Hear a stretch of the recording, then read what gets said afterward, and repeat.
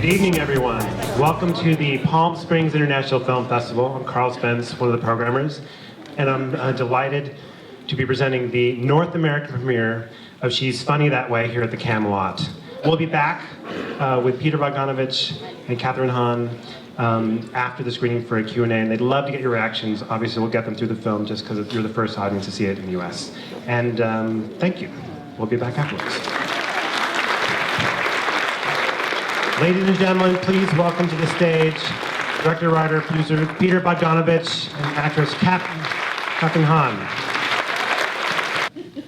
Can you talk a little bit about the idea of making this sort of like, the screwball comedy, taking it back to that, was on top of sort of the two ideas you had, you really sort of... Well, I like screwball comedies. It's my favorite genre. Romantic comedies are my favorite genre, I think, in movies.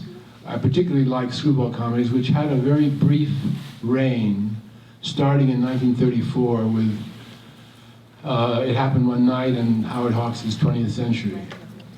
And then there were several masterpieces in that genre, including The Awful Truth, Bringing Up Baby, The Lady Eve. There aren't that many, but the few that there are just great. The last one, I think, was really, Hawks made one in late 40s called I Was a Male War Bride, which is pretty screwy. And then he did one in the early 50s called Monkey Business, which I liked also, but it wasn't a success. And that was pretty much the end of screwball comedies. The actual idea of a screwball comedy began with something that Noel Coward wrote called Private Lives, which is the first sort of screwball comedy because the principal, the leading actors fall down, get hit, do jokes. In other words, it isn't left to the comedy relief. It's the leads do the comedy, the pratfalls, etc. And what about casting of Catherine Hahn?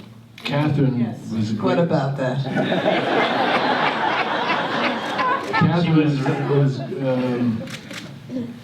great good luck. We offered the part actually originally to Jennifer Aniston, but she said she didn't want to play the wife, she wanted to play the therapist. So I said, okay, and then she said, but I have a very good friend named Catherine Hahn who would be brilliant. Now I'd seen Catherine, and I said, oh, that's a great idea. And I met her and I loved her, and so she's with us, and she's great.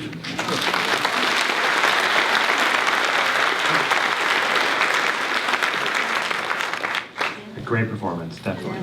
I'll take Aniston's sloppy seconds or thirds anytime. It looked like you had so much fun on the screen. Was it that much fun making the film? Did you shoot it? I mean, how did this all? How did you all coexist together? It was a dreamy summer in New York City. It was hot. But it was crazy. I mean, I got to celebrate my birthday at Sardi's with Joanna Lumley shooting a Peter Bogdanovich movie. I mean, it was like a dream.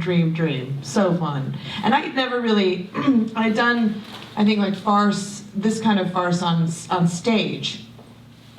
But this was the first time I'd ever done it in a movie, and it flexed some different muscles, and it was just a ball. Like, there's such a freedom in that kind of timing and that kind of craft. It was just a ball. We all just kind of surrendered to Peter's like awesome vision and this world he made. I mean, we just kind of like just dove in, everybody.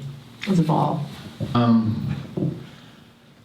I can tell that all of you like movies, you know, and Catherine and I love movies, Louise and I love movies, and I was doing a piece for Esquire back in the 60s about Jimmy Stewart in 1966. And we were sitting in his living room, and I said, we were talking about what is it about the movies that's so special about them? What is it?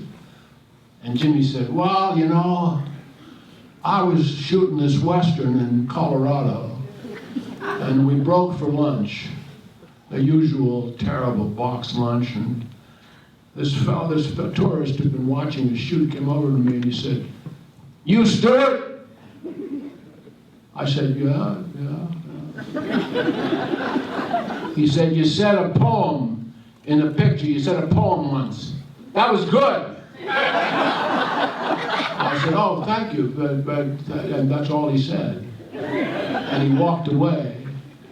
And I knew just what he was talking about. There was a picture we'd done, maybe 20 years before. It was just a little scene in a bar, and I said a poem. And he'd remembered it all these years. And I thought to myself, now, that's the wonderful thing about the movies. Because if you're good, and God helps you, and you're lucky to have a personality that comes across, and what you're doing is, you're giving people little, tiny pieces of time that they never forget. That's the best definition of movies ever. Ladies and gentlemen, Peter McDonald,